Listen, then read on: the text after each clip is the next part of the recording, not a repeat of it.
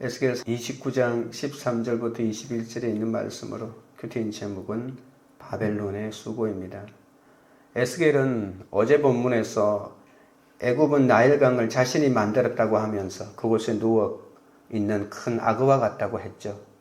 하나님이 나일강을 만드셨음을 인정하지 않고 자기 소유로 여겼다는 말입니다. 이에 하나님은 악어와 그의 피늘에 붙은 모든 고기를 들판에 던지시고 들짐승과 새의 먹이로 만들겠다고 하셨습니다.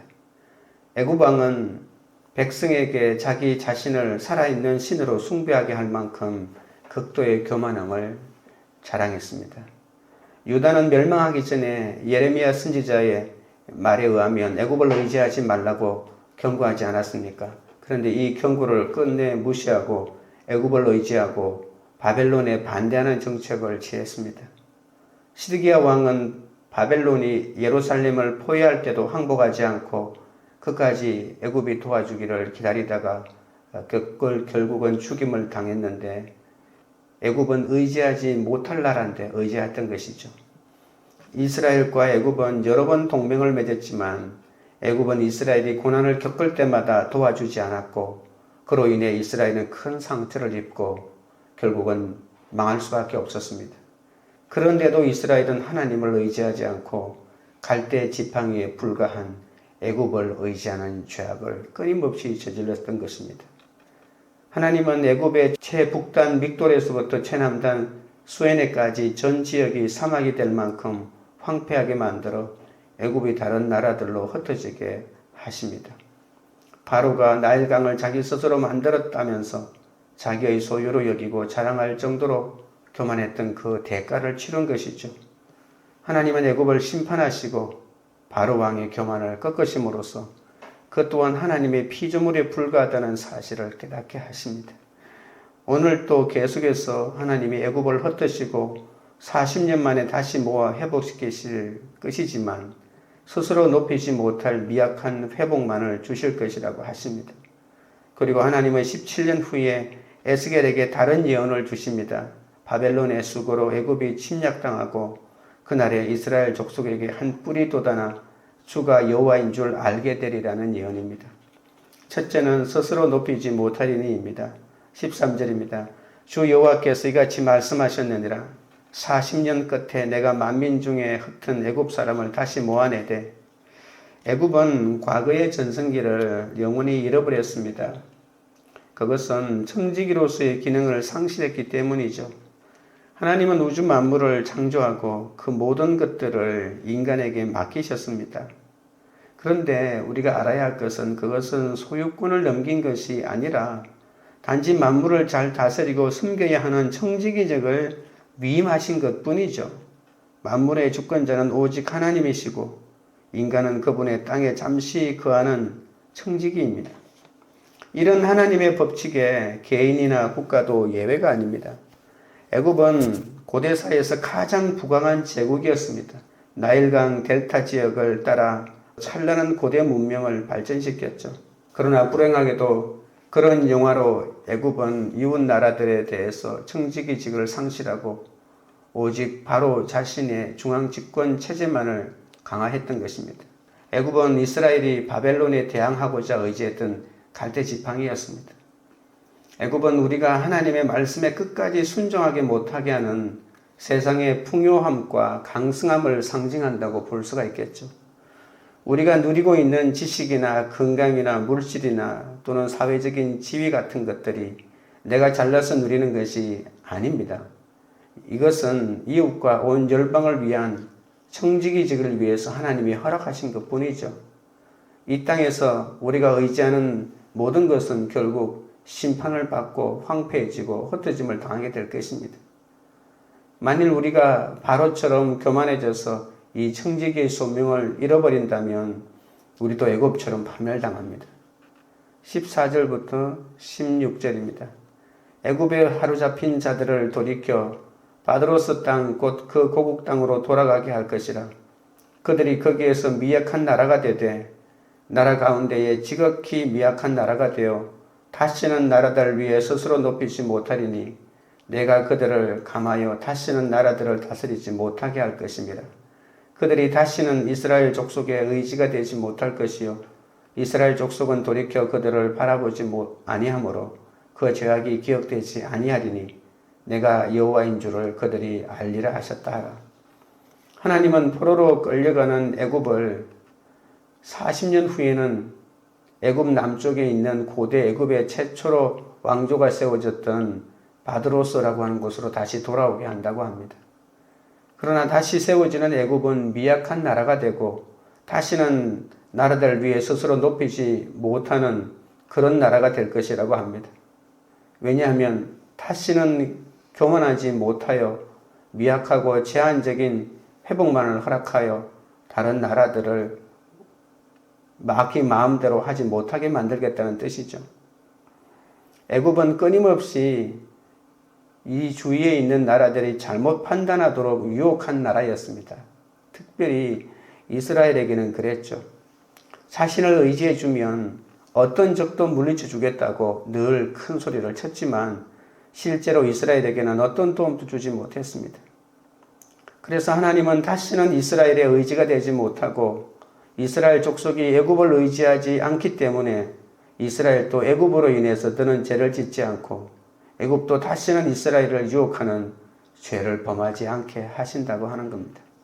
이생의 자랑과 안목의 정욕을 우상 삼고 의지하는 나에게 애굽의 심판과 미약한 회복의 예언은 오직 하나님만 의지하고 바라보게 하시는 하나님의 은혜의 메시지입니다.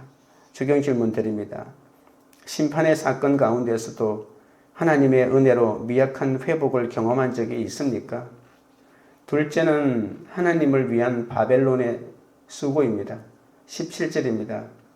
27째 해 첫째 달 초하루에 여호와의 말씀이 내게 임하여 이르시되 애굽의 심판에 대한 말씀이 17년 만에 다시 임하였습니다. 10째 해에 에스겔에게 임한 애굽을 향한 심판의 말씀이 17년 뒤에 27째 해에는 좀 더 구체적인 말씀으로 임한 것이죠. 이때가 주전 571년 봄에 있었던 일입니다.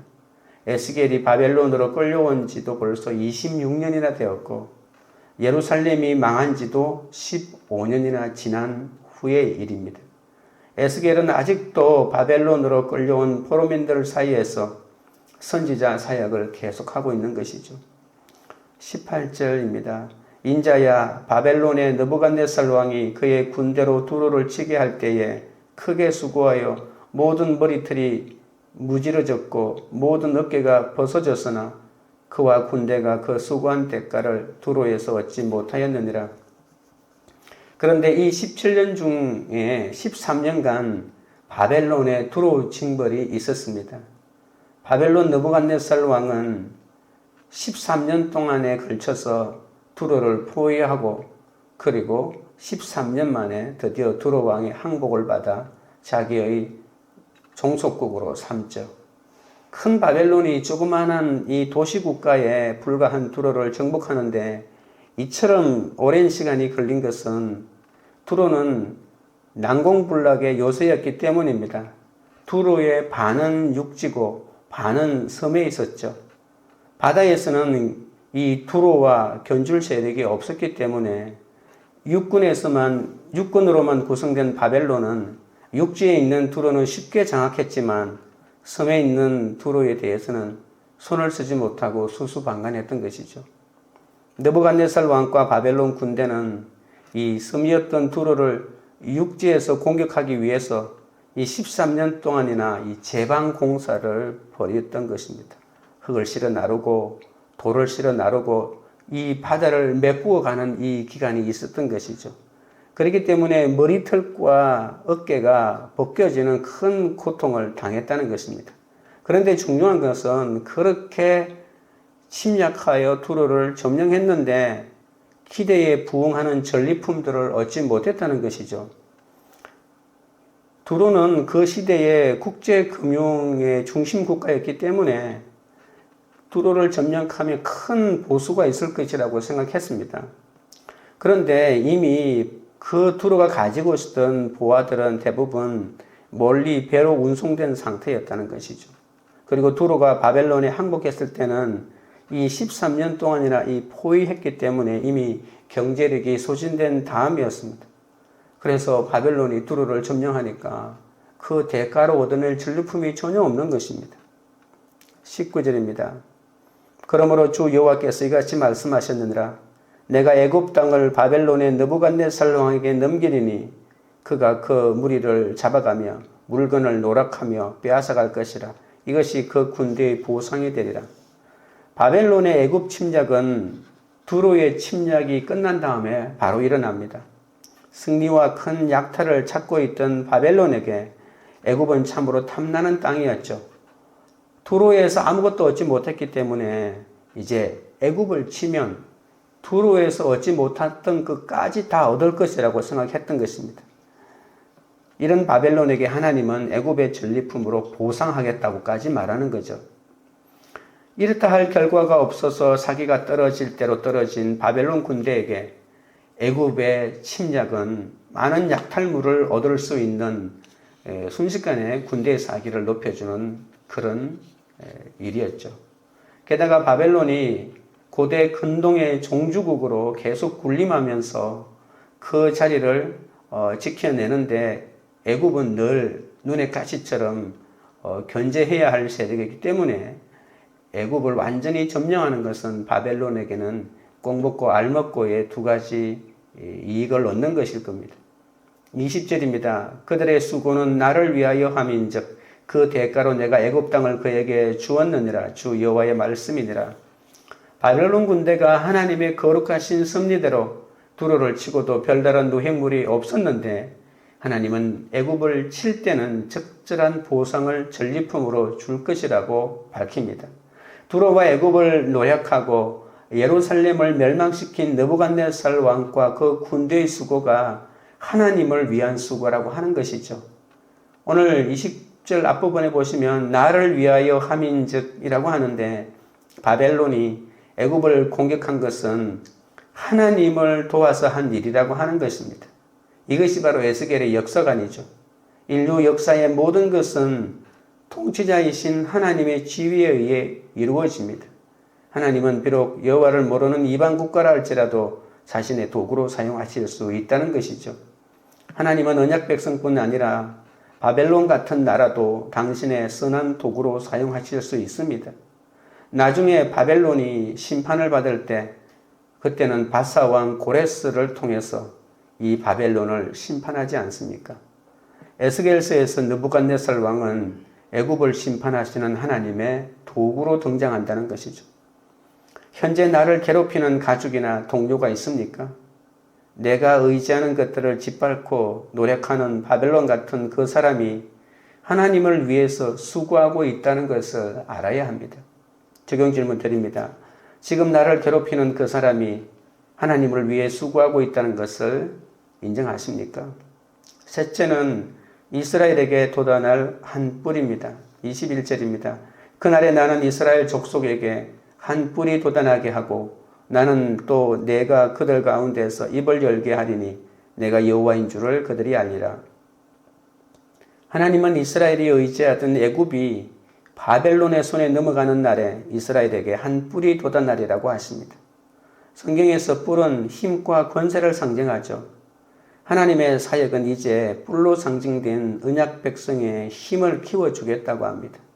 예루살렘은 망하고 나라가 없어졌지만 하나님은 이스라엘 백성이 세상에서 의지하던 것들이 모두 사라지게 하신 후에야 그들에게 힘을 주시고 구원을 베푸시리라고 하는 약속인 것이죠. 또한 에스겔 같은 선지자의 말씀 사역을 다시 회복시킬 것이라고 합니다.